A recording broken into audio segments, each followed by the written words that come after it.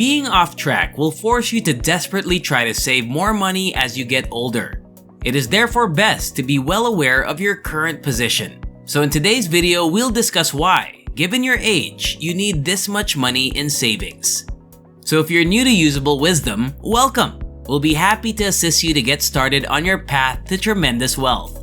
Oh, and if you discover something helpful from this video, it would be lovely if you subscribed. You can also unsubscribe at any point, but as long as you subscribe, you'll always be the first to hear about new money-making strategies as they become released. Hence, it's mutually beneficial. So, how about we keep going? Regardless if you have a negative net worth when you are in your 20s, you should still be concentrating on establishing credit, beginning to save money, and opening some sort of retirement account, even as you are paying off your student debts. And obtaining a credit card is the simplest approach to raise your credit score. They'll want to either open a secured credit card or add you as an authorized user on one of your parents' credit cards if you don't yet have established credit, assuming they manage their credit responsibly. Otherwise, gaining access as an authorized user may do more harm than good to you. Furthermore, you should start saving money right away if you're 20 years old. You probably won't have a high salary in your 20s, especially in the early years, and that's okay. However, you should surely save at least 10% of your after-tax income at this stage in your life. As an illustration, if your gross monthly income is a cautious $3,000 after taxes, you should aim to save $300 every month. The money you save will go toward two expenses. The first step is to begin setting aside money for emergencies, and the second is to begin investing. At this age, I would advise you to have at least 2 months worth of living expenses set up as your emergency fund. Only use this money for actual emergencies. It will be kept in a high-yield savings account. An emergency fund's primary purpose is to safeguard your investment account. When it comes to investing, you should definitely open a Roth IRA. If your employer has a 401k or 401k matching program, you should also definitely take advantage of it, since it is essentially free money. In all other cases, a Roth IRA is the greatest retirement account to use, because all of the money you place there will grow totally tax-free. When you are 30 years old, how much should you have put away? According to the general agreement, you should have at least one time your current wage saved up by the time you turn 30.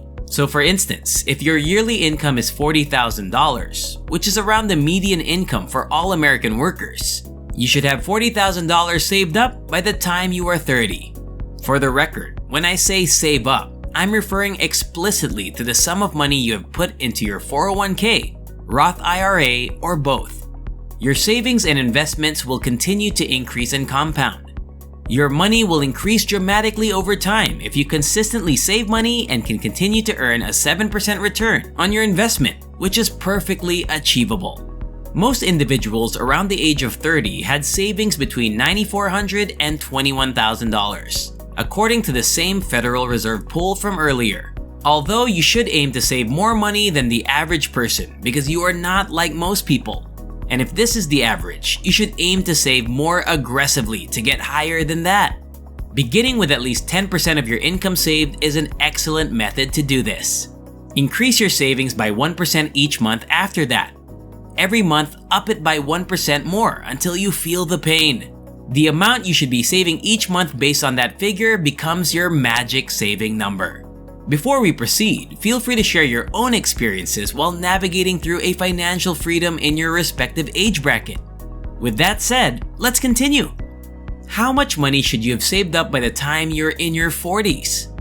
It's advised that you have 3 times your annual income in savings by the time you're 40. The average at this age now ranges from $48,000 to roughly $101,000, or roughly 3 times your annual salary. Consequently, even if you make $40,000 a year, you should have saved around $120,000 by now. To give you a sense of how this money can grow, let's assume that you have $120,000 in a Roth IRA that is earning an inflation-adjusted growth rate of roughly 7% annually. Even if you didn't do anything with those $120,000 after depositing them in your Roth IRA, they would have grown to $680,000 by the time you reach retirement age at 65. Additionally, all of this money would be tax-free if it were placed into a Roth IRA. The objective of retirement investing is to put away enough cash so that you won't need to work again and can live comfortably for the rest of your life. However, in general, a 40-year-old should already have a somewhat established career, a house, possibly children, and other costs. But despite all of these costs, continue to invest. Maintain maxing out your retirement account's investment options. If necessary, explore other avenues for generating additional income through freelance work and side businesses. You've entered the third quarter of your life now that you're 50. You are not old, in spite of how society may make you feel about your age, and you still have a long life ahead of you. Don't stop just here then. Continue working, saving, investing, and attempting to leave a legacy. By 50, the US average saved amount is approximately $149,000. However, it's advised that you have about 5 times your yearly salary in savings. This implies that you ought to have more money in savings, probably around $200,000. And if you earn more than $40,000 each year, you ought to have more than $200,000 in savings. Therefore, if you earn $60,000 a year for instance, you need to have close to $300,000 at this stage.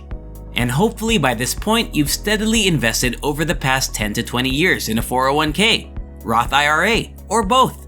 If you have, and let's suppose you started at 30 and have been funding your Roth IRA to the maximum each year up until now, your investments ought to be worth approximately $257,500 at this point. And if you keep investing for the following 15 years, contributing the maximum allowed to your Roth IRA each year, you should have close to $1 million saved up by the time you retire.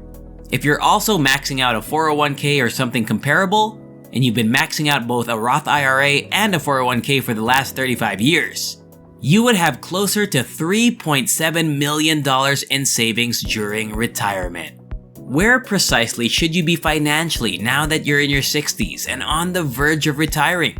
At this age, the average salary is around $221,451. However, it's advised that you have 7 or more times your yearly salary set aside for savings. This implies that you ought to have saved around $280,000 by this point.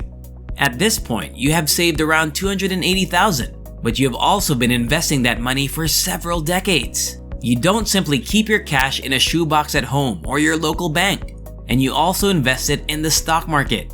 Therefore, the $280,000 you have saved up to this point are only the principal. But if you've been maxing out your Roth IRA for the previous 35 years, as well as possibly your 401k, that initial investment would have increased to at least $1.1 million by the time you turn 65. Again, how much you've been saving and investing will determine this. That number would be far greater if you had been investing and saving more. Another thing to think about is that if Social Security is still around when you turn 62, you can begin receiving benefits. However, by the time you reach the age of 60, you ought to be well aware of what will transpire. When you start your retirement, there ought to be no room for speculation. You should be completely aware of how much money you ought to be getting from Social Security, and most likely from your investments. To be able to live off of your savings for the rest of your life without having to return to work, unless you simply want to go back to work because you're bored, you need to be completely aware of all of your expenses and how much you can afford to spend each year. Thanks for watching. I hope you learned something useful today. And if you haven't already, make sure to subscribe and hit the notification bell so you'll be updated whenever we upload new videos. Till the next one, goodbye!